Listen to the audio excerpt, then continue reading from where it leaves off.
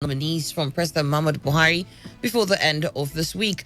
Senator Lawan stated this while responding to a point of order raised by Senator Albert Basi Akpan, who expressed worries over the delay in the presentation of the list by the executive to the legislative arm.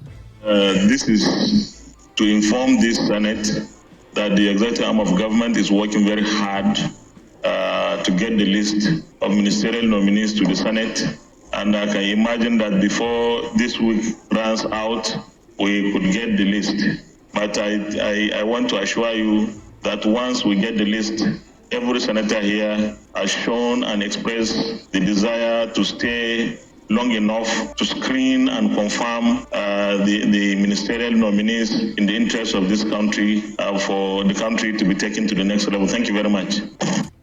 Senator Akpan had said that it was worrisome that the list was not yet made available to the Senate and added that there was great need for the executive to hasten the process of forwarding to the Senate the ministerial list in order for their holiday not to be affected.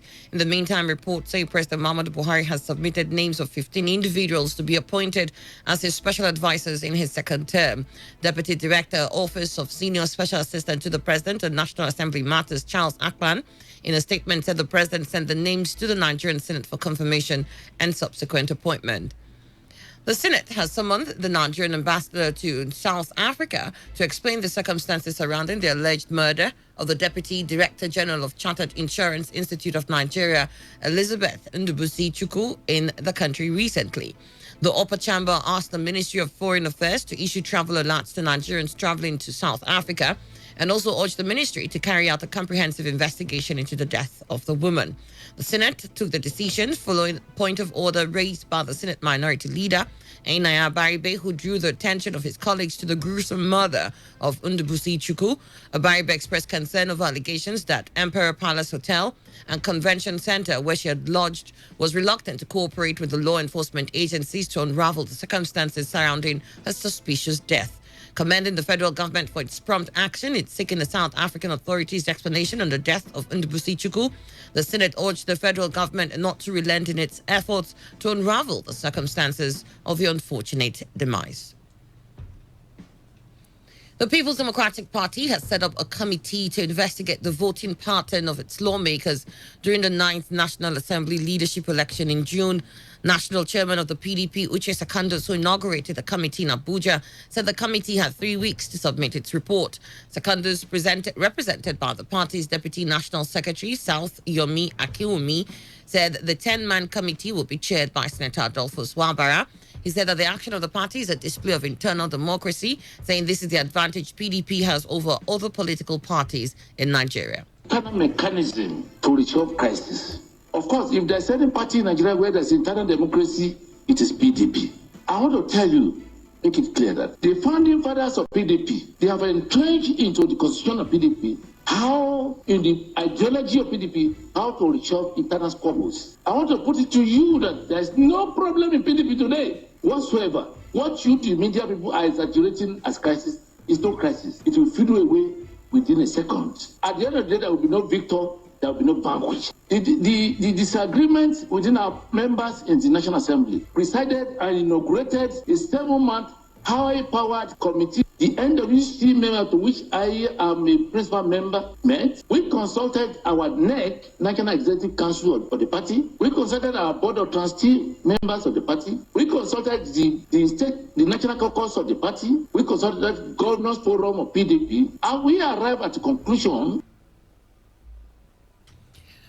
Human rights lawyer Femi Falana has said that the Senate ad hoc committee was wrong to have questioned and battled lawmaker Senator Elisha Abo. Falana said although the Senate had the right to discipline its members, Abo could not be questioned because the matter was already in court, and questioning him will now amount to subjudice. Stating that Abo had already been arraigned before a magistrate court, pleaded not guilty and granted bail, the senior advocate noted that the Senate rules clearly states that when a matter is before a court of law, the Senate cannot discuss such a matter. A subpoena application against the INEC commissioner in charge of voter education, Festus Okoye, by the Action Democratic Party has been dismissed by the Governorship Election Petition Tribunal in Port Harcourt. Correspondent Victor Ziama reports that the application against Okoye was dismissed by the tribunal for no proof of personal service on the INEC commissioner. Lead judge of the tribunal, Justice K.A. Ojako, in his ruling, held that the petitioner and the lawyer to the Action Democratic Party in Rivers State, Dolapo Atani, did not prove that the said INEC official was served the notice directly to him, as he claimed. ADP had asked the tribunal to give a mandatory order for the INEC official to appear at the tribunal to explain the press releases and statements suspending the March 9 Rivers State gubernatorial elections. Also, the National and State Assembly Election Tribunal in Port Harcourt has dismissed the petition filed by the Social Democratic Party SDP candidate for Rivers West Senatorial District, Dialbo Obama, against the victory of Senator Betty Apiafi of the PDP. The petition of the SDP and its candidate, Obama, was dismissed for failure of his lawyer to participate in the pre-trial hearing process in the matter. The tribunal judges held that the 3 times adjournment shows unseriousness and an intention to delay the matter. Ifedayo Adedipe, who is counsel to Senator Betty Apiafi, said the penalty for continued seeking for adjournment is loss of the petition. The first petitioner had come to court to say we are no longer interested in the petition and we never authorized it in the first place. That being the case, the tribunal had rightly struck out their name. Then the pre-hearing that was scheduled, which parties must respect. The first petitioner was not in the position to comply. And the provisions of the schedule to the Electoral Act guiding the conduct of a pre-hearing was invoked on an application, and the court upheld the submissions. And so the petition is dead, having been dismissed. Counsel to the SDP, Somina Elekima, and Collins Dike, who is counsel to the SDP candidate, Obagama, spoke on the decision of the tribunal. I haven't asked for 2 previous adjournments, so today was the 3rd time they were asking for adjournment for pre-hearing, and by the rules of the tribunal, particularly paragraph 18, subparagraph 11, the tribunal had no option but to dismiss the petition since they were not ready to go on. Well, the ruling is a strange ruling, but in any case, we are bound by it. As a lawyer, I know that I owe it a duty to accept whatever the decision a court or tribunal has given. The ruling today dismissed our petition without hearing the petition. The new Commissioner of Police deployed to River State, CP Mustafa Dandora, has assumed duty as the 40th Commissioner of Police in the state. The new CP, Dandora, takes over from CP Usman Belel, who is now redeployed to the force headquarters in the Department of Research and Statistics. A statement from the River State Police Command says CP Mustafa Dandora hails from Katsina State. CP Dandora, who was transferred from Anambra State, assured that his reign will change the narrative in policy and strategy and rekindle the people's trust in the police. You're listening to the World News here on Today95.1 FM, Voice of the People. After the break, we'll be back with more stories and the foreign scene. Stay tuned. Every hour, when the big stories break, depend on our 24-hour news team to bring you the latest. Today, 95.1 FM.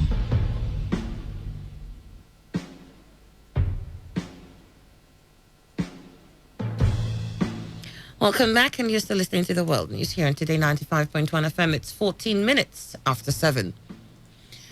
President Muhammadu Buhari has congratulated Nigerian writer Leslie Neka Arima for winning the 2019 Kane Prize for African Writing. President Buhari, in a statement by his special advisor on media and publicity, Femi Adesina, said her literary masterpiece, Skinned, that won the award, had opened up discussions and actions on a topical issue of development that every government must take seriously. He also felicitated with the writer for the award, commending her for the depth of insight and skillfulness in bringing up the issue of women inclusiveness, even as he rejoiced with family and friends of the prolific writer, affirming that her brilliance had brought pride and glory to the country and the continent. The National Judicial Council has said that it has recommended Justice Tanko Muhammad to President Muhammadu Buhari to be appointed as the substantive Chief Justice of Nigeria. The NJC said this in a statement by its Director Information, Soji Oye. Oye said the NJC took the decision to recommend Muhammad for appointment as the substantive CJN at the Council's meeting on Wednesday. Justice Mohammed was sworn in as the acting CJN on January 25th, immediately after the then CJN, Justice Walter Onogan, was suspended by Buhari. Vice President Yemi Osibajo has assured that the federal government will continue to give priority attention to the operational requirements and welfare of the Nigerian Armed Forces. Vice President Osibajo made the remark during the passing out parade of 187 Direct Short Service Course 28 at the Military Training Center, Nigerian Air Force Base, Kaduna. He said in a few years, Nigeria will become the greatest military force in Africa. This effort increasing the rank of propaganda is a reminder that this is not only a battleground war, it is just as much an information and narrative war. Winning hearts and minds have always been important in military warfare. It is even more so in a century defined by information and communication technologies. As the 21st century military officers, that we must take the time and trouble to fully understand the nature of the threats that confront us. He appreciated the armed forces for effectively containing the territorial ambitions of the Boko Haram terrorists, but by substantially degrading their capacity to attack and wreak havoc. Imo State Governor Emeka Ihedioha has proclaimed an executive order on operating the Treasury Single Account TSA in the state. He also directed the immediate closure of all revenue accounts operated by the ministries, departments, and agencies in the state, stressing that doing so will ensure financial probity. Governor Ihedioha made the proclamation of the Order 0005-2019 shortly after receiving the interim report of the Financial Advisory Committee at the weekly expanded Executive Council meeting at Government House, Owerri. He decried a situation where ministries, departments, and agencies of government operated parallel revenue accounts with the Board of Internal Revenue, contrary to the dictates of the TSA policy. He also decried the existence of a plethora of revenue collection contracts in various revenue segments, which are largely uncoordinated with requisite regulatory measures. And now to the foreign scene. Reports say Ethiopia is using last month's assassination of high-ranking officials as a pretext to arrest critics with no apparent links to the attacks. Prime Minister Abiy Ahmed, who took office last year, has been praised for releasing political prisoners and embarking on sweeping reforms to loosen controls in long authoritarian Ethiopia. But activists fear after the killings, his government's crackdown on journalists, critics, and opposition supporters represents a return to repressive tactics used by past governments to stifle dissent. 5 officials, including the National Army Chief and the President of the Northern Amhara region, were killed in the June 22nd attacks, which the government has described as a regional coup attempt. Officials say the following week, more than 250 suspects have been arrested in connection with the killings. Kim Darroch has resigned as the United Kingdom's ambassador to the United States amid a row over leaked emails critical of President Donald Trump's administration. The ambassador, who was branded a very stupid guy by the U.S. president after emails emerged calling his administration clumsy and inept, said he wanted to put an end to speculation, adding the leak had made it impossible to do his job. In a letter to the Foreign Office, Kim said since the leak of official documents made from this embassy, there has been a great deal of speculation surrounding his position and the duration of his remaining term as ambassador. And now to entertainment. Singer Taylor Swift has been named the world's highest paid entertainer. Swift, hot off her 2018 Reputation tour and album, earned an estimated $185 million to take the number one spot. She's, however, closely followed by 2 members of the wider Kardashian clan, reality star turned cosmetics queen Kylie Jenner and rapper Kanye West. The annual Forbes Celebrity 100 list also saw soccer stars Lionel Messi, Cristiano Ronaldo, and Neymar among the top 10, along with British singer-songwriter Ed Sheeran and 1970s soft rock band The Eagles, who embarked on a new tour in 2018. According to Forbes, Kanye West, who returned to the list after a 4-year absence, had a pre-tax earning of $150 million, driven mostly by his popular Yeezy sneaker line, putting him in third place. His wife, Kim Kardashian, was ranked number 26 on the list. And in sports, Nigeria Super Eagles have qualified for the semi-finals of the African Cup of Nations after defeating Bafana Bafana's South Africa 2-1. Chukwueze scored the first goal for Nigeria in the first half before the resilient South African side equalized during the second half. Nigerians Trust Ekong then scored the winning goal at the tail end of the match. Nigeria will face the winner of the match between Cote d'Ivoire and Algeria in the semi-finals on Sunday. And now to end the news, here's a summary of the major stories. The Senate President, Senator Ahmed Lawan, has said the Senate will receive the list of ministerial nominees from President Muhammadu Buhari before the end of this week. The National Judicial Council, NJC, has asked President Muhammadu Buhari to appoint Justice Tanko Mohammed as the Chief Judge of Nigeria. We told you that the new Commissioner of Police, CP Usman Dandaura, has resumed duty in Rivers State. And on the foreign scene, Kim Darroch has resigned as United Kingdom's ambassador to the United States amid a row over leaked emails critical of President Donald Trump's administration. And that was the news, as edited by Victor Aziama. For comment and inquiries, please call 08144343502 or send your emails to news@todayfmlive.com. You can also read our stories on www.todayfmlive.com. I am Annie Abdusalam. Thank you for listening. To have a good morning. Today's news, today's entertainment, today's sports, today's issues. Today on Today 95.1 FM, Port Harcourt. Port Harcourt, are you ready? Today 95.1 FM, the voice of the people.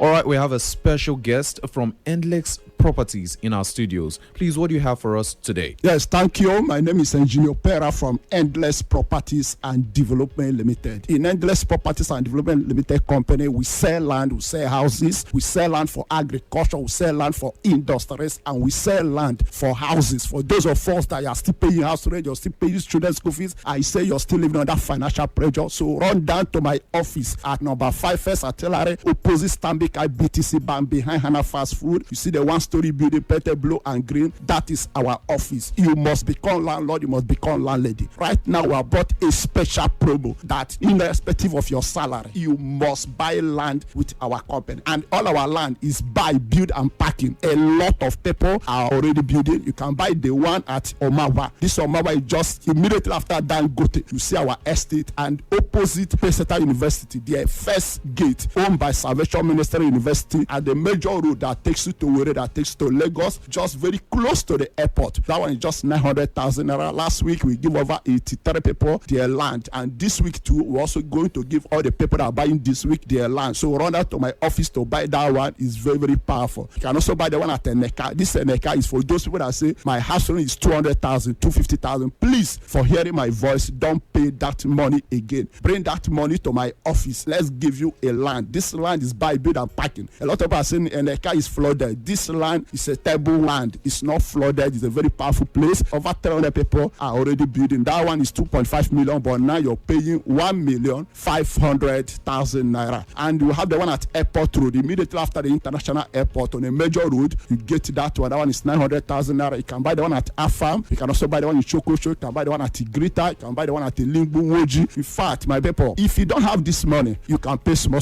So what you need to do, just call my line 080-378-98547. I take it again, 080-378-98547, or call the Airtel line 081-294-27467, 081-294-27467, or call the Glow line 080-748-10202, 080-748-10202, or check us on our website www.endlessgroup.com. Or as you're hearing my voice on your Facebook, just open your phone on your Facebook, type Endless Properties, or your Instagram, your Twitter, you'll see us there. Just send us a message. If you want to see this this land. I always tell people this is a rainy season. For you to know if the land exists and if the land is good, you need to see this land. We advise people see our land before you pay. So call my line, let's schedule for inspection. If you're ready to see it now, once you come to my office, we take you to the site, you see it. Another thing people are asking, can I pay small? You can start with 100,000 naira, you achieve your housing dream. Another thing that people are asking, is this your land free from government? Greater Port Harcourt, my people, all our land, we are satisfied with Greater Port Harcourt, with state government, with federal government. We are not just selling the land to you, we are selling the value and benefit. So if you're buying our land, you have to have a rest of mind, because a lot of people are already living in our estate. And when you come to our off state, you buy land, I want to give you all your land documents, like C of O will be given to you, give you a survey plan that will be duly registered in the Ministry of Land and Survey. I'm also going to give a deed of conveyance, we're going to give you a location letter, we're going to give you official receipt. You're not paying for bush entering, you're not paying for machine ground, you're not paying for faces development. I tell people, Copper bought the land from us, 480,000 naira, just about 4 years ago. Right now, they are begging her for 15 million naira. That's the power of the estate. So my people, for hearing my voice, anywhere you are, run down to my office at number 5, Rumogba by First Artillery on Major Abba Port Harcourt Road, just opposite the Fambic IBTC Bank. We are sharing face with the Hana Fast. You see the one-story building painted blue and green. That is our office. You can buy the one in Lagos, the one at Tibeju Leki, the one at Lakowe, the one at Badagre, the one at Lake Yaja. You can also buy the one at Babalada in Abuja. So call my line 080-378-98547, 080-378-98547, or call the Airtel line 081-294-27467,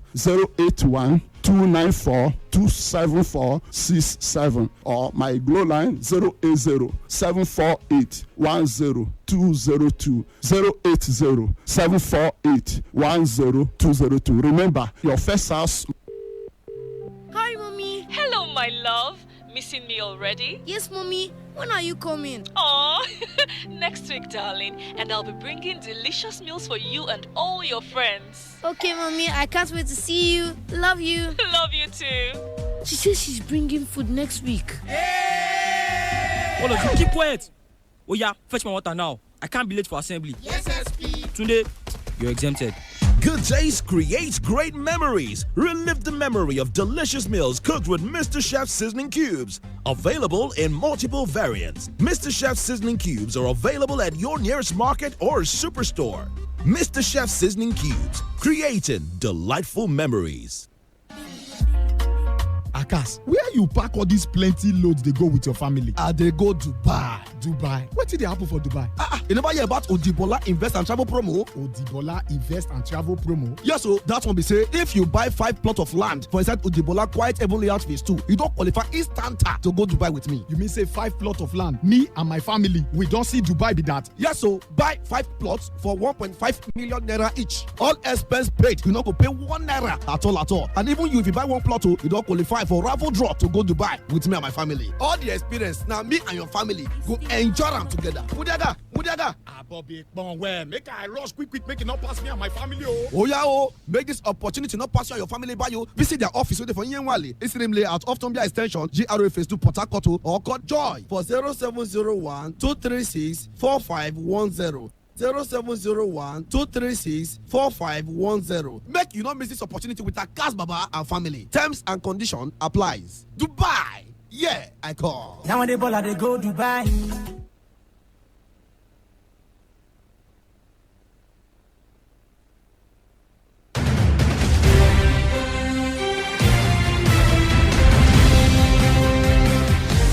Still your premium talk radio station, Today 95.1 FM. The news update at 1.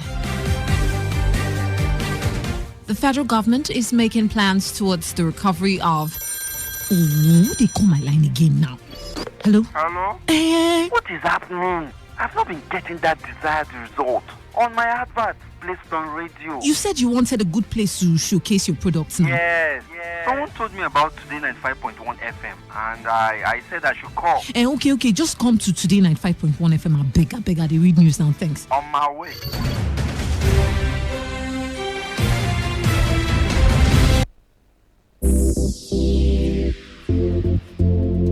Let's talk football. What a devastating strike! Football Football is a leisure game. Sports is actually my job. Football is boring. That's not true. It's way more important than that. What a wonderful goal! Fantastic strike! As far as I'm concerned, sports is all about passion. Sports Attack, weekdays 7:30 a.m. and Today's Sports Live 3 p.m. Weekends 1 p.m. to 6 p.m. For all you need to know in the world of sports, leave the dial on Today 95.1 FM.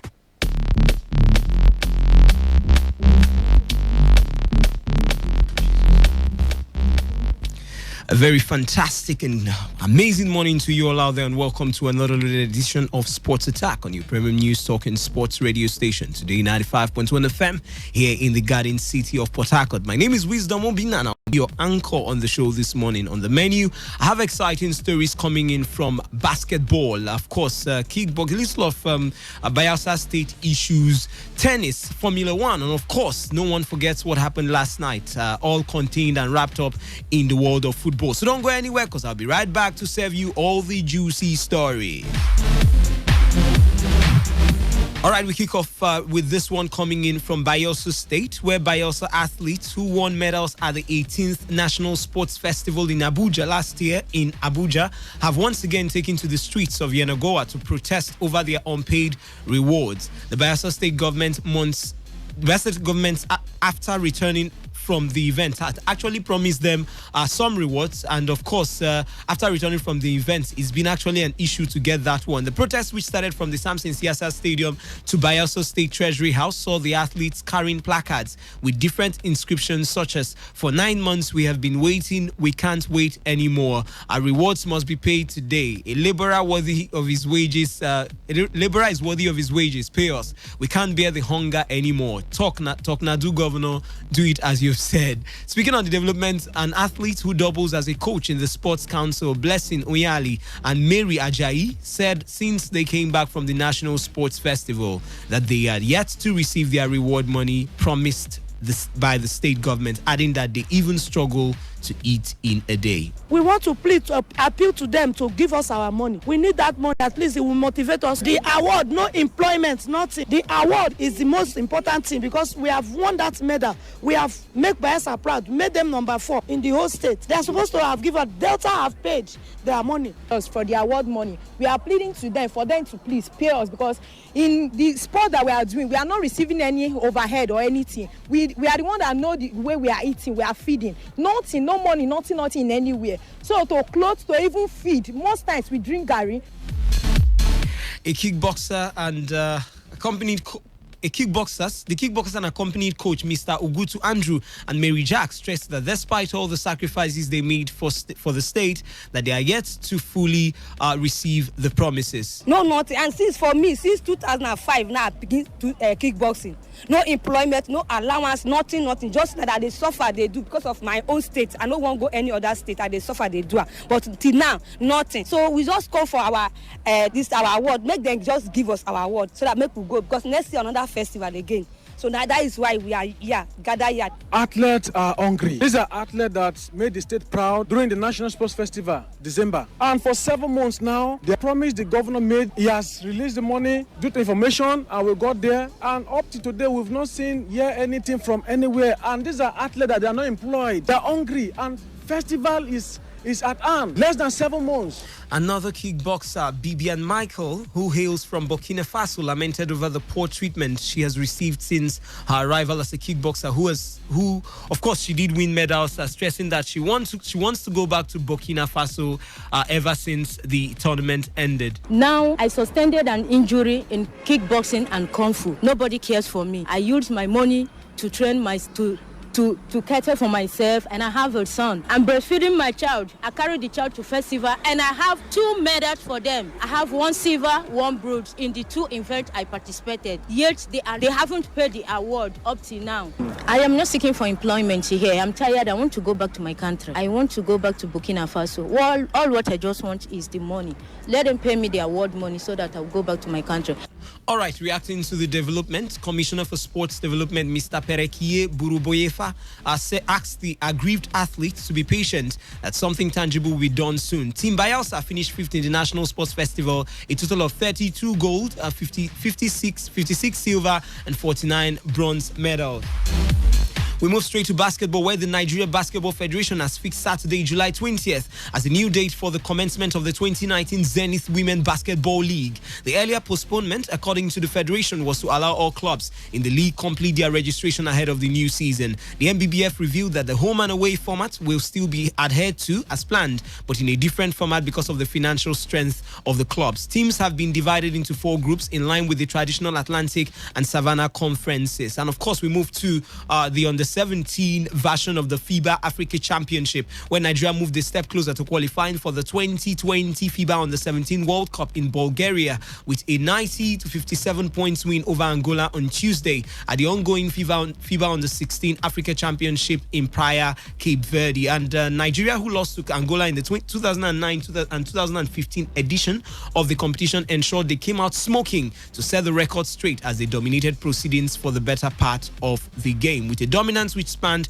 38 minutes 20 seconds, Nigeria led throughout the 4 quarters: 20-11, 26-12, 22-19, and of course 22-15 to coast to their first win over Angola at the under-16 level. Meanwhile, the Tigers officially opened camp in Erie Community College, Buffalo, USA on Wednesday as they start preparation for the 2019 World Cup in China. 17 players reported to camp on Tuesday as training commenced under the leadership of head coach Alex Nwora, assisted by Glyn Cyprian and Mfon Kukwete. The trio of Aminu Alade, Chris Obekpa, and Stanley Okoye, who are participating in the 2019 NBA Summer League, are expected to join the D Tigers camp in Buffalo. The general manager, Musa Adamu, revealed that the 5 invited home-based players, Agu Abuchi Ibe, Okpe Ochebi Victor, Abdul Yahaya, Vincent Buchiwaiwu, and Victor Kuku Anthony will join the team immediately after their visa approval by the American Embassy, alongside Ogo Daudu, the assistant coach, and the team doctors and other officials. Other players plying their trade outside the NBA will join the camp after the first game against the Dominican Republic on July 20th and 22nd in San Domingo. To Formula One we go this morning, where the British Grand Prix will remain on the F1 calendar at Silverstone after a 5-year contract extension was agreed to keep the race at the iconic circuit. The race's future was in doubt after the circuit activated a break clause in its agreement with F1 2 years ago, and this weekend's Grand Prix was set to be the last unless a new arrangement could be found. But a new deal to keep the sport at Silverstone until 2024 was finally confirmed on Wednesday as F1 chairman Chase Carey said that the event would be staying at its long-standing home. And of course, we move to the All England Club. Yes, the Wimbledon Open, where world number 1 Novak Djokovic defeated David Goffin 6-4, 6-love, 6-2 to seal his place in the semi-final. And of course, he will be facing Roberto Bautista Agut, who defeated Guido Pella 7-5, 6-4, 3-6, 6-3. Let's now listen to the world number 1 Novak Noli Djokovic. He was deservedly in a position of leading 4-3 in serving, and new balls came in play, and then played a good game, managed to break him back, win my serve comfortably, and then a crucial service game, I think, at 5-4. Obviously things could have gone different way. Who knows what the match would look like if I lost the first set, but I was very pleased with second and third, definitely with the way I played.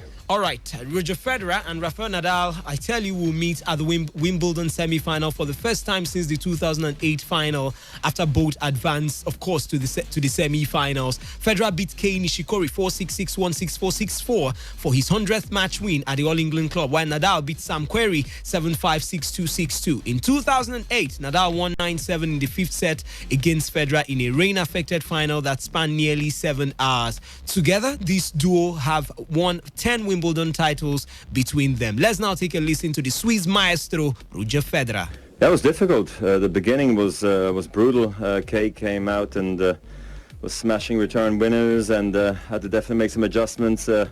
stay with him and try to maybe turn around that first set. I had some small chances, but Kay was the better player. You know, I think it was really important for me to get the lead then in the second and actually protect it as well at the same time. All right, and also speaking ahead of the semi-final this time, of course, is first, let's hear from Rafael Nadal, Roger Federer, ahead of facing Nadal in the semi-final. Well, we have a lot of information on Rafa, and so does he about us. So at the same, you can either dive into tactics and all that stuff like mad for 2 days, or you're just going to say, you know what, it's grass court tennis, and I'm going to come out there and play attacking tennis, and if he can defend that, that's too good, and if he can't, well, then that's good for me. But I mean, look, obviously I know people always hype it up, and in a big way they did that in Paris again this year, and we had some brutal conditions to play there, but it was a joy to play against Rafa there again on his court. Of course, let's flip to the other side, the other man, talking about the muscle man from Mallorca, Rafael Nadal, on his own view after the game and his feeling of facing the Swiss maestro Roger Federer in the semi-final. First of all, it's a great feeling to be back in that semi-finals now and be able to be in that round playing at this level of tennis. Great news. Very happy the way that we managed to be in that round, and now play against Roger always is a unique situation. Excited to be back on this court against him after 11 years.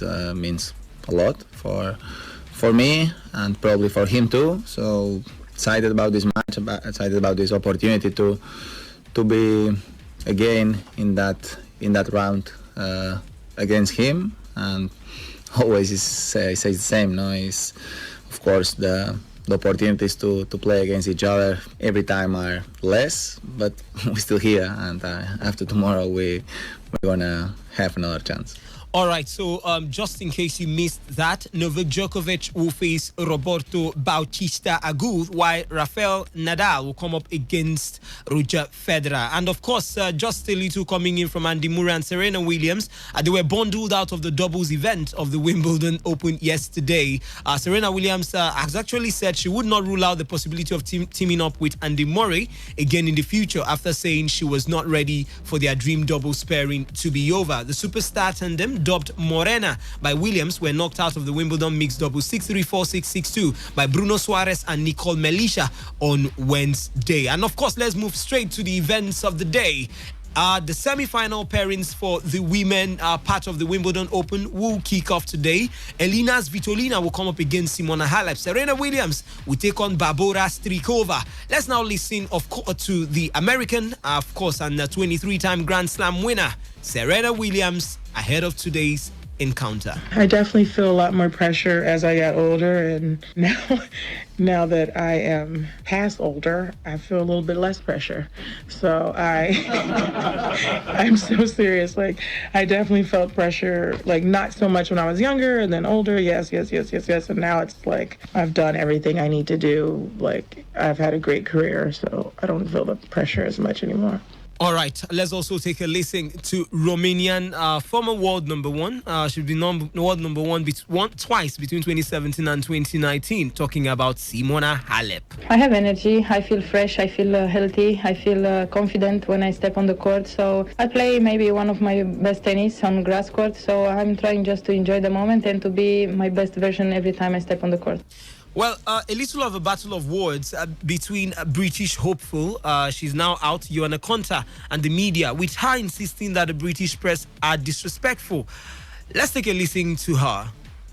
I don't think you need to pick on me in a harsh way. I mean, I think I'm very open with you guys, and I say how I feel out there. And if you don't want to accept that answer or you don't agree with it, that's fine. But I still believe in the tennis that I play, and I still believe in the way I competed. And I don't have much else to say to your question. I'm just asking you as somebody who presumably wants to go on from here, learn from this, and win a Grand Slam one day. Is it not something that you need? Please don't patronise me. I would have. No, you are. In the way you're asking your question, you have been quite disrespectful, and you are patronising me. I'm a professional competitor who did her best. All right, give the young woman a break. I tell you, the British press always on your neck. And a little of bad news. One of the bankruptcy trustees charged with handling the case of six-time Grand Slam champion Boris Becker has appealed to anyone who might have any of the German's missing trophies to come forward. Mark Ford, charged with collating and selling Becker's assets, told AFP the ongoing online auction of 82 items, including trophies and photographs belonging to the German who was declared bankrupt 2 years ago, was on course to be more successful than the auction last year. Mark Ford, can you tell us more about the bankruptcy ordeal of the legendary Boris Becker? Mr. Becker was declared bankrupt. The nature of a bankruptcy that your assets, or certainly surplus assets, become to your creditors. The process is those assets vest in the trustee in bankruptcy, and then it falls on them to retain specialists in order to sell them, whether it's a house. Well, the most popular ones are the Wimbledon ones. The Renshaw Cups are always very popular. The US Open, perhaps opening up a whole new market into America for buyers there, is perhaps the number one. All right, that's all we have on other sports. We move straight to the big one, football. All right, let's start off with the home scene, where that's the MPFL, that is, where club legend Benedict Ugu has been appointed the interim head coach of Rangers International following the departure of Benga Ogumbote, who led the Flying Antelopes to a third-place finish in Nigeria Professional Football League Championship playoffs last season. The former Rangers defender, fondly called Surugede, will take charge of the seven-time MPFL champions till the appointment of a substantive technical advisor. Surugede came to the limelight with the famous Benue Cement Company, BCC Lions, where he shone like a million stars to help the Boko side to a National Challenge Cup title and CAF Cup triumph in 1990. The same year, he won the Best Player award in the country and third best player on the continent. Ugu, who spent 10 years at the Enugu side, was an integral member of the team that won the National Challenge Cup, now ITO FA Cup, in 1983, 1984, before moving to Economy Warriors and 3SC, where he also excelled before venturing overseas.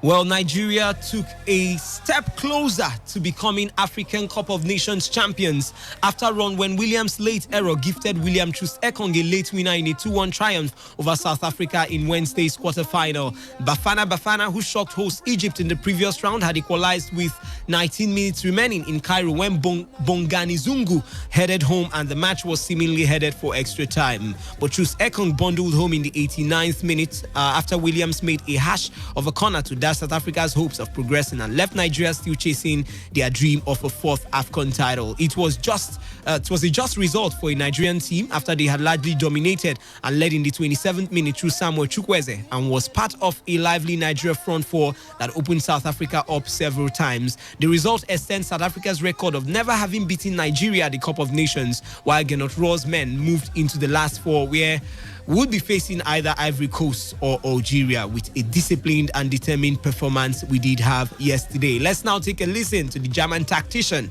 Gernot Rohr. Yes, it was an interesting match. We had a plan. This plan was working well in the first half. We could score this goal. We missed to score a second goal. We knew that South Africa has a very good team. We saw them playing against Egypt. They did so well, but it's difficult to do two games like that after 4 days. So I knew that we had a little advantage. All right, let's also take a listen to the opposing side, or the opponents now, the South Africans, their coach, Stuart Baxter. Yeah, it's difficult when you've lost a game in the dying minutes. It's difficult to find positives, and I'm sure that in 1 week's time I will find some positives. At this moment I'm finding it very difficult. But a very, very sad Baxter right there. Let's now take a listen to the man who was awarded the Man of the Match award. I call him Nigeria's Iron Robin, Samuel Chukwueze or Chukwueze. I'm very happy to win the Man of the Match, and it was an easy game for us, but I really appreciate this award because it's a dream come true in this stage, because this is my first major tournament with the first Super Eagles and it's not easy for me. All right, Samuel Chukwueze is definitely the poster boy of Nigerian football. Take it or leave it. Meanwhile, in the other quarter-final encounter, Sadio Mane and Idrissa Gueye linked up to break Benin's resolve as Africa Cup of Nations favourite Senegal and a 1-0 win in Wednesday's quarter-final. And today we'll see Senegal take on, today we'll see Ivory Coast take on Algeria, while Madagascar will come up against Tunisia. We'll go for a short commercial break, and once we return, Chelsea had a game yesterday. We'll tell you all that, and of course, all the stories making up the rounds right there in Europe. Breaking news. NBA Forex and Capital Investment Limited, your number one Forex institute in Nigeria, launches a new office at Waterlines, Port Harcourt. All residents of GRA, Waterlines, D-Line, Stadium Road, and all GRA, you now have the opportunity to enroll and invest with NBA Forex and Capital Investment Limited at number 159 Aba Road, Waterlines Junction, Port Harcourt, River State. And remember, the old office still remains at GU Ake Road, adjacent to Unity Filling Station, Elioso, Port Harcourt. Or you can also call 0808-595-3225, 0816-295-3970, or 0705-461-3070. Or you can send an email to info@mbaforex.org. NBA Forex and Capital Investment Limited, your journey to financial freedom. Of course, welcome back. It's still Sports Attack, reaching you from the studios of a premium news talk and sports radio station. Today, 95.1 FM here in the Garden City of Port Harcourt. And we kick off in Europe with Chelsea, where Frank Lampard's Chelsea were held to a draw in the Blues' great first game as head coach after Bohemians scored a late equalizer in an entertaining pre-season friendly. The Blues boss took the opportunity to give 22 different players a run out at Daily Mount Park, with Willie Caballero, Cesar Azpilicueta, Danny Drinkwater, and Pedro all featuring in a strong Chelsea lineup. The likes of Timo Bakayoko also getting a chance right there. Of course, Chelsea did take the lead through Michi Batshuayi before Bohemians midfielder and trialist Eric Molloy made no mistake when he burst into the box with just over a minute left on the clock, lashing the ball high into the net beyond Comine to deny Lampard a first win. And to the other side of to Liverpool this time, Messi's side, where Divock Origi has signed a new long-term contract at Liverpool. The club announced on Wednesday. The striker's previous deal was due to expire at the end of the 2019-2020 season, but the club have moved to retain him in the wake of his heroics in Liverpool's triumphant Champions League campaign. Meanwhile, Manchester United manager Ole Gunnar Solskjaer revealed the Premier League giants are yet to receive bids for any of their players, including Paul Pogba. Pogba is expected to leave Old Trafford this close season, his agent Mino Raiola having recently said the midfielder wants an exit. The French international has been heavily linked with Real Madrid, while Romelu Lukaku is also reportedly set to leave United, with Inter apparently interested in the striker. Meanwhile, Marcus Rashford says Manchester United's players are working harder than ever to make right the wrongs of last season. Ole Gunnar Solskjaer's squad are currently in Perth for the first leg of a pre-season tour of Australia, Singapore and China, with the players determined to improve on a disappointing Premier League campaign which saw them finish 6th last season. Yeah, I think the mood's how it should be, really. Everyone's positive. We know that last season wasn't good enough, but we put it behind us, and we've worked harder than ever to try and put things right. And going into the season, that's what we'll be looking to do. Yeah, they've been quite tough, but to be honest, I think it's what we need. And if we look at this time last year, we're in much better condition, and we just can't wait for the games really now. All right, that was Marcus Rashford right there. Rumored Manchester United target Mario Lemina has confirmed he's seeking a move away from Southampton and would prefer to remain in the Premier League. The 25-year-old has been left out of the Saints squad for their pre-season training camp in Austria amidst reports that United have been given permission to speak to him. The Gabonese international, who has also been contacted by Arsenal and Leicester City, told French Football, quoting him, "I did not accompany the team in training in agreement with coach Ralph Hasenhuttl. He wants to help build his group with the players who wants to stay at the club, so he left me out." Meanwhile, Fenerbahce have distanced themselves from reports linking them with Arsenal star Mesut Ozil, adamant they cannot afford the playmaker. We hear Tottenham are in talks with Real Madrid over a potential transfer for Spanish under-21 star Dani Ceballos. The 22-year-old, who impressed during Spain's victorious campaign in the under-21 Euros with 2 goals and 2 assists en route to the title, would prefer a loan move as he does not want to leave Spain permanently.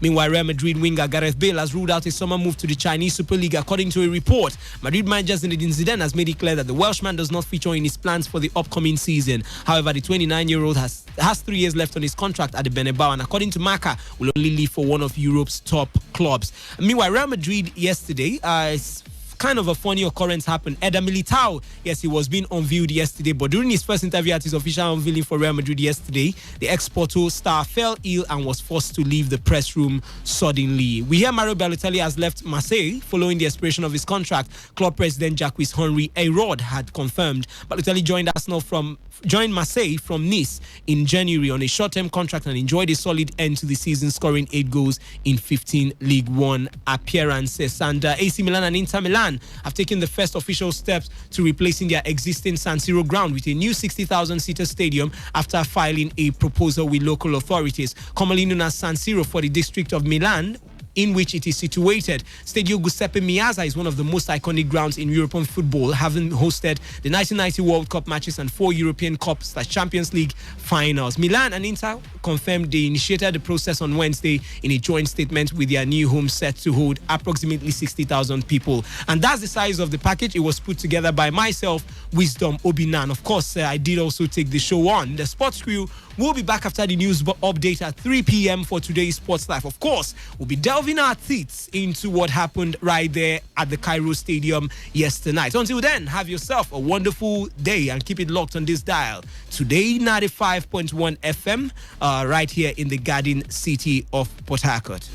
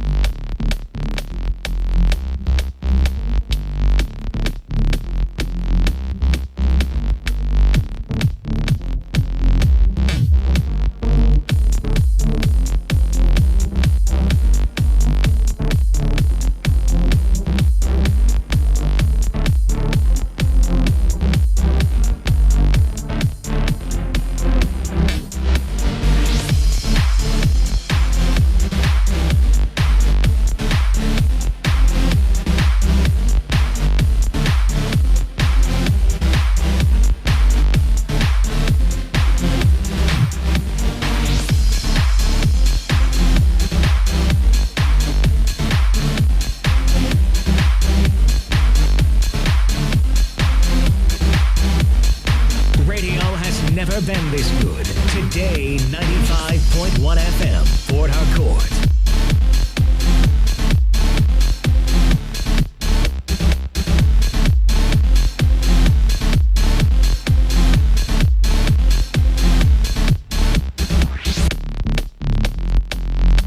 Every day, every hour, when the big stories break, depend on our 24-hour news team to bring you the latest. Today, 95.1 FM.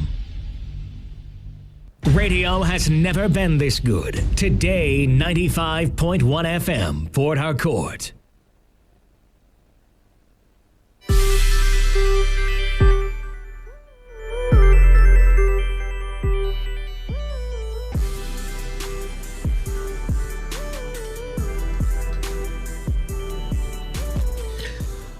All right, of course, it's still the morning show right here on your premium news talk and sports radio station, Today 95.1 FM here in the Garden City of Port Harcourt. Of course, I have two handsome and gentlemen right here with me in the studio, and they will be telling us about the Calabari National College Old Students Association. And let me allow them introduce themselves. Let me give them the privilege of doing so. Good morning, sir. Your name? I'm Engineer Isele Amakre, the Chairman National Working Committee of the Calabari National College Old Student Association. You're welcome, sir. And you are, sir? I am Gabriel Princeville, Chairman Media Publicity Committee of the Calabari National College Old Students Association. All right, they will be telling us what they have for us this morning. I guess it's definitely for the association and sure. What they do have in store for us. Go ahead, sir. So what basically will this be all about? We have come on air primarily to sensitize every old student of Calabari National College, Buguma.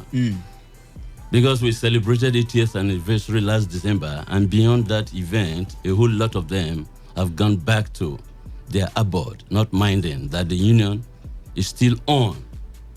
We are not resting on our oars until certain things are put in place in our alma mater, Calabari National College, Buguma. We have, of course, monthly meeting. And next Sunday is our monthly meeting.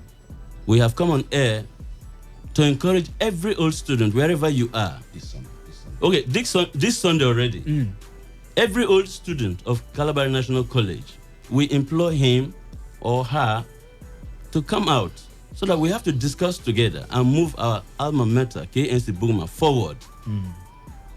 Okay, that's 14th this Sunday. Sure. You know, but of course, what would the get together generally be about? If I'm to ask, because definitely you talked about the fact that I think you held one previously, and maybe the turnout wasn't as massive. What is it? What are we going to be doing? If I was maybe part of this old student association, what are probably the agendas that we are going to be talking about if I'm to come for that meeting? Yes, like the publicity chairman said, where every second Sunday of the month, we have the meeting, the general meeting. Okay. Every old students of Calabar National College have to attend that meeting. And we have been going on, the meeting has been going on. We have a permanent venue, Oromunike Girls School, D-Line, 3 p.m. prompt. Okay. So we are appealing to every old student. Calabar National College is the first indigenous secondary school in the whole of this country. It's a pride to this nation. It's a pride to River State. And so we are appealing. We need everybody to be there, because as we all know, it's not only KNC.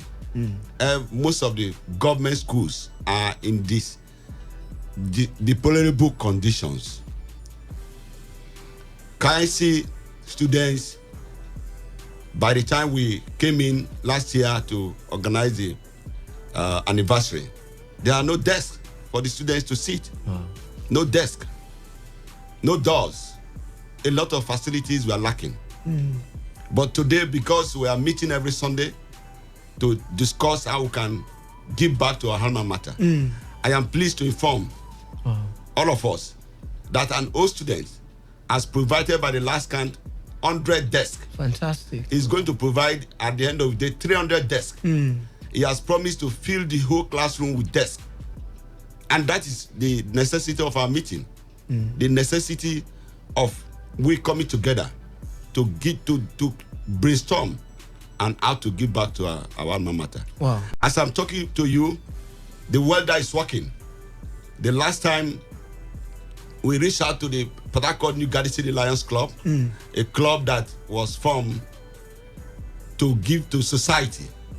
In the last count, they provided 7 metal doors. Right now, the welder is working for another 7 metal doors, so that all the classrooms will be filled with doors, metal doors, to protect the desks that will be provided. So these are things we are talking. I want to also use the opportunity to appeal to all Kanakolians to reach out, to use their position in the government, in the business cycle, wherever they are, to attract these developments to KNC. Because the government cannot do it all. I also want to appeal to the government that KNC is the pride of River State, the first indigenous secondary school in River State. The last time the government carried out a program of renovation of schools, and 3 schools were chosen, KNC was not among that school. We want to appeal that as the first indigenous secondary school, every program of secondary school, KNC must come first, because it is the first, not only in River State, but the whole of Nigeria. So we want to appeal that in the next schools innovation, please, His Excellency, Governor Nyesom Wike, we want to appeal to you that KNC is a pride to Nigeria, to River State, it should come first. All right, amazing much. stuff. I tell you, I like it when these kind of organizations come together. It's not everything that the government would actually do for us, and we need to even come together to even sound with one voice, to get the government to listen to us. But come again, just tell us once more about the timing and the venue for the get together. Just of course, I know a lot of Kalabari old students will be listening and they want to attend, but just remind us of the venue and the time for this meeting on Sunday. Great Kanakolians. Great. We have decided to keep informing you on a monthly basis. Now, the venue of the monthly meeting is Government Girls Secondary School, Orominike D-Line. And the time remains 3 p.m. on the dot. Come, let's reason together to move our alma mater to the next and higher level. For details, you can always contact Gabriel Princeville on 0803-8790-653. Once again, 0803-8790-653. All right, thank you so much for coming through. I'm sure a lot of the KNC students have listened and they will be making themselves available on Sunday. Yeah, thank you.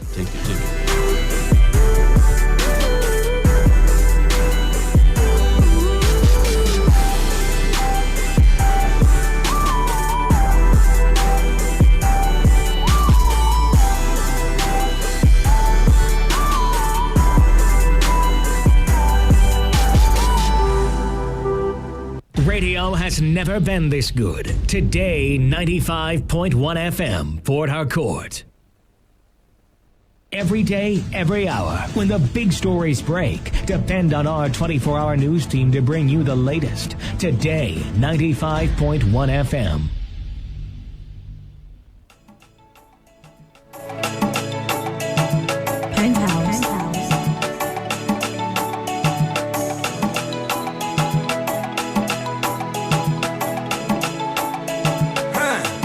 It's all my money with the colat. The boy not him on when they're alert. You're not even messing with my connect. Years ago I'll never forget. Them say I no go far. I say I'm the local. I say me now the boy global. And one no can. You sing it how far. And I don't go down. Be your supernova.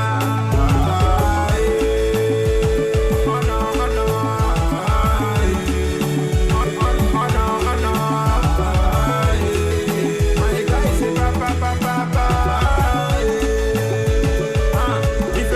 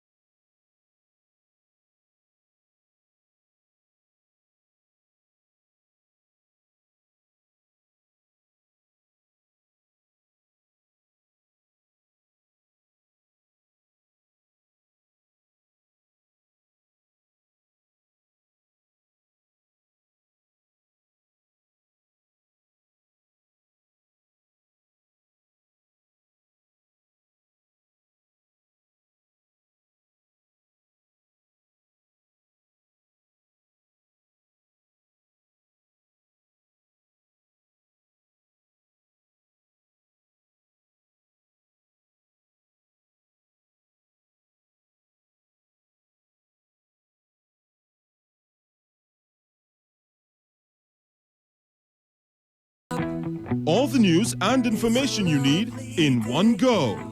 Get started with the best of sports, lifestyle, analysis, and Annie. Can you feel it? Can you feel it? Can you feel it? Wake up to today's quest with Annie on Today 95.1 FM from 6 to 11 a.m. weekdays. Fantastic.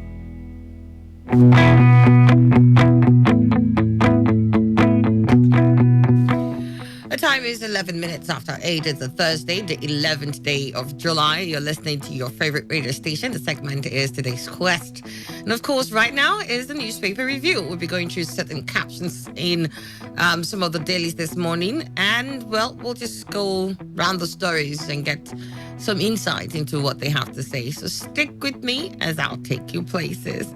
Starting off with the Vanguard this morning. Let's get into it real quickly. In the Vanguard, we have here Nigeria's public debt now 24.9 trillion naira. That's coming from the DMO. Nigeria's public debt, 24.9 trillion naira. And then you also have here minority leadership controversy. PDP inaugurates 10-man committee. Minority leadership controversy. PDP inaugurates 10-man committee. NJC OK's appointment of Muhammad as substantive CJN.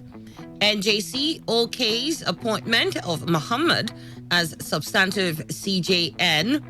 And Buhari endorses El-Rufai's report on restructuring. This is from Osoba.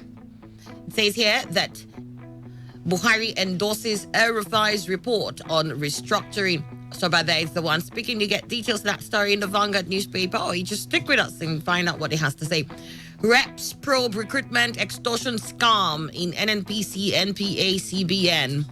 Reps probe recruitment extortion scam in NNPC, NPA, and CBN.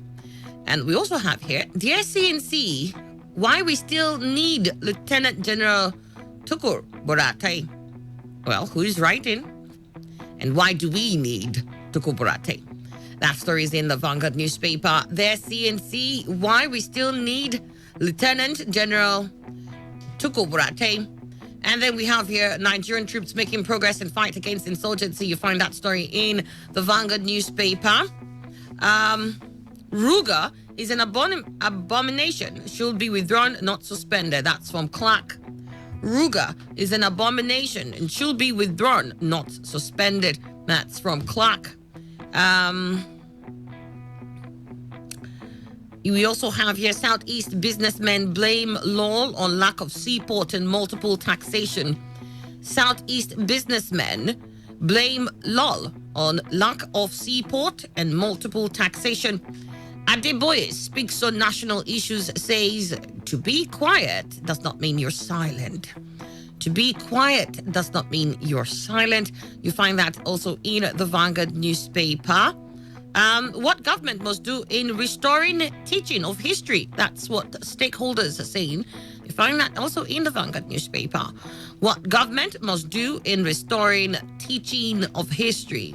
That's in the Vanguard. And of course, Nigeria versus South Africa. We got a 2-1 victory over Bafana of South Africa yesterday in the CAF Champions match yesterday, meaning we move on now to the semi-finals. Anyways, let's get to the very first story, and that one there says Nigeria's public debt now 24.9 trillion naira. That's coming from the DMO. The DMO is the Debt Management Organization or Office, sorry. The nation's public debt stood at 24.947 trillion at the end of March this year, according to the data released by the Debt Management Office yesterday. The debt stock is an indication of a marginal 2.3% increase when compared to the public debt stock as at end of December 2018. While Lagos Chamber of Commerce and Industry in a reaction described the mounting public debt as worrisome, former Vice President and presidential candidate of the People's Democratic Party in the 2019 election, Alhaji Atiku Abubakar, said it was capable of drowning the nation if critical steps are not taken to further stop further borrowing.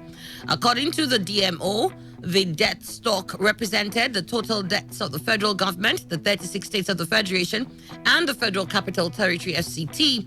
It said while total external debt is 7.860 trillion, that's about 25.609 billion. Domestic debt stood at 17.086 trillion, which is put at $55.664 billion. The DMO explained that the increase of 560 billion naira in the total public debt in the first quarter of 2019 was accounted for largely by domestic debt, which grew by 458.363 billion. Increases were recorded in the domestic debt stock of the federal government, the states, and the FCT. External debt also increased by 101 billion naira during the same period, it said. The DMO stated that in relation to the debt management strategy, the ratio of domestic to external debt stood at 64.49% to 31.51% at the end of the first quarter under review. It further stated the total public debt to GDP ratio was 19.03%, which is within the 25% debt limit imposed by the government. The agency said that CBN official exchange rate of $1 was to 306 naira as at March 31st, 2019, was used in converting the domestic debts to US dollars. Analysis of state government's debt showed that Lagos had the highest debt profile of 542.231 billion, followed by Rivers, Delta states. All right, so Emmanuel, good to have you on the show. Good morning. Good morning, Annie. Good morning, Nigeria. All right, I've got Precious UDK Esquire. He's a Port Harcourt-based legal practitioner and a member, NBA Port Harcourt branch. Good to have you here. Good morning. Good morning. Lord Asher Frank, Monarch publisher, leader of the Bridge organization. He's also here with us this morning. Good morning. My pleasure to be here. Thank you. All right, so Emmanuel, Nigeria's public debt now 24.9 trillion. And as a matter of fact, they said there was an increase as of December 2018. It stood at, let me quickly get that figure.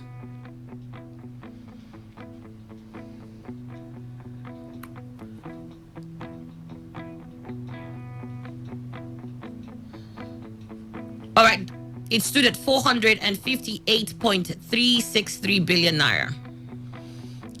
Is it a problem of debts? It's not something that one should worry. Sorry, the growth was by 458.363. That means it was less than 458.363 billion naira as of December 2018. So just 3 months later, so to say, by March, we had gained that extra in our debt profile.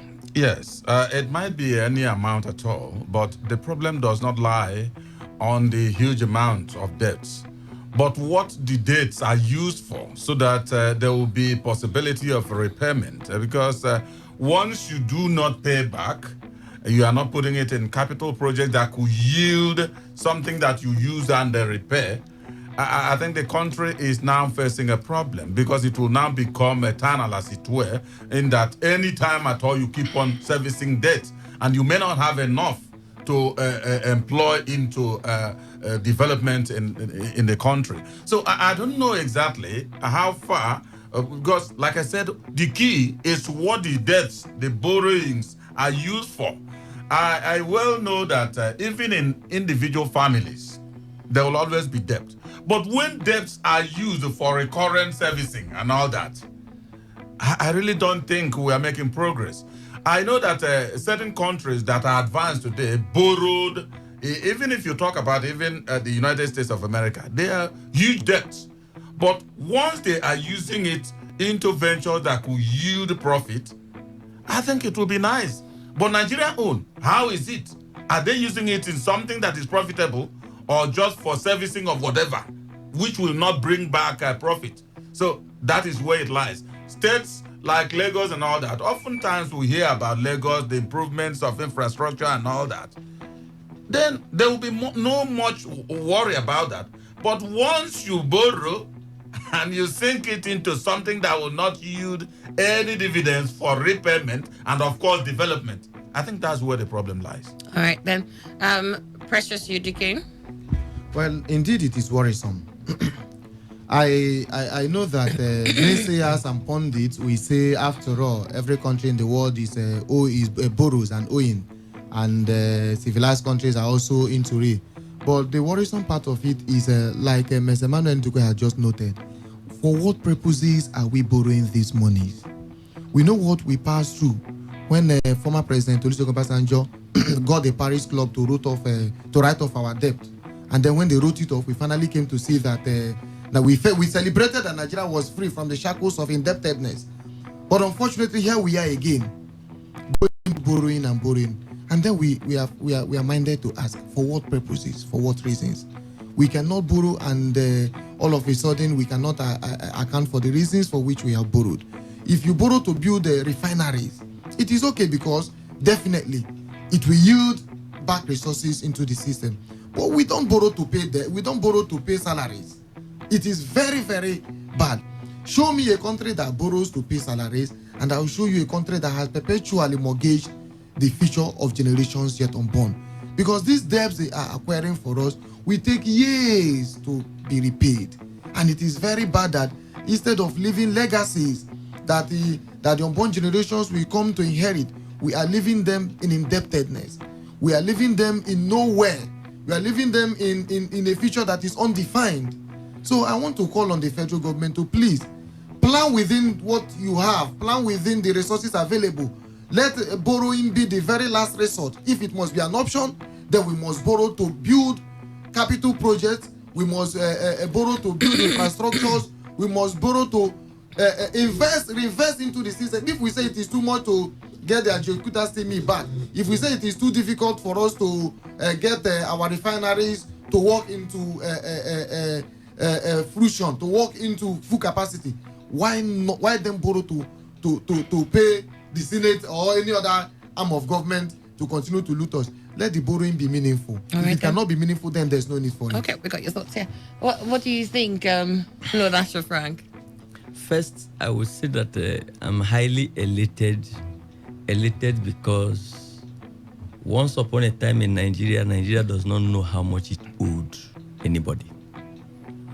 That was, in fact, when the issue of Obasanjo that my colleague raised here, it took that administration, it took Okonjo Iweala traveling to so many financial capitals of the world in order to reconcile Nigerian debts. Even when Obasanjo was talking about exiting Nigeria from the debts, it's quote and unquote debt trap then, Nigeria did not know actually what it owed. And even when Obasanjo went into exiting those debts, it actually exited federal government debts. It did not exit state government debts. And then there was local debts denominated in Naira that was not exited. So there was still debt. What he actually exited was multilateral debts between Nigeria and the organizations that fall within the London and Paris clubs. Having said so, now that we have Nairanized understanding of what we owe, not like before, where they will say we owe so and so in Dutch mark, we owe so and so in French francs, we owe so and so in dollar. Then they play down on the trillions we owe local contractors. Now we have a clear understanding, Nairanized, of what we owe. That elates me. On the issue of debts, nations must owe debts. If you're in a recession, of course, you have to borrow yourself out of debts. If you want to grow, you have to borrow yourself into growth. Nations must borrow. In fact, the very reason that 90% of multinational organizations exist in the first instance is to pool resources in order for member states to borrow. As a matter of right, most of the organizations, they borrow you based on your contributions to those organizations. They call you to come and take on concessionary terms. So, if Nigeria is borrowing, we are looking at borrowing, again, as my colleagues have just said here, for what? And we are owing, what we have is a totality of debts owed by the 36 states of the Federation individually, owed by the federal government, and then the ones owed foreigners and owed local contractors. This is a totality of debt spanning a period of between the Obasanjo regime and the Buhari regime. Now, this regime have said, we will borrow for so and so reason. They have made it very clear. They have not at any point said we are borrowing to pay debts, to pay salaries. They have never said so. They are not saying, they have not told anybody that they are borrowing money to give National Assembly to share. This administration said, we are borrowing to correct huge infrastructural deficit within the system. And we know the infrastructural deficits where they are. We know our airports are not okay. We know our railroads are not okay. We know that most of the roads in the country are not passable. We know that power is a critical sector. And of course, you have to borrow to fix all these. If all these have been fixed, maybe what would have been saying, what would have been talking now would have been minor maintenances. But even power alone is telling you they need billions of dollars before they can even get themselves running. As of the day before yesterday, discourse, we were saying that most of the equipment they even bought were in unusable conditions, and that even if they invest so much now, they cannot guarantee steady power supply in the next 3 years or thereabout. So the bottom line is that first, we'll have a good census of our debt profile. Secondly, we'll have a focus of what our debts are being used for. What is important to me is two things: to reflate the economy, to put money into the system. I want government not to concentrate only in paying the dollarized debts. Let government take very seriously in paying the nairanized debts to local contractors in order to reflate the system. That is one. Two, whatever money they invest in the infrastructural areas should be done in such a way and in such a manner that it should be a private-public sector arrangement, such that another government will not come tomorrow and still borrow more money to take care of infrastructural deficits, because infrastructure deteriorates over time. So if we are doing a PPP and government is putting its own tranche of the arrangement into infrastructure, then what it means is that by the agreement they would have had, the private sector would have been able to manage its continuous maintenance. So those are the only two concerns I want to have.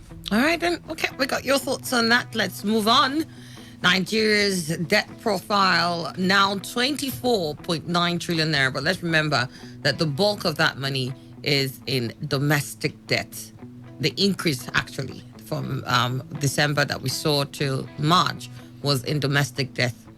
Moving on from that, NJC OK's appointment of Muhammad as substantive CJN. That's in the Vanguard newspaper.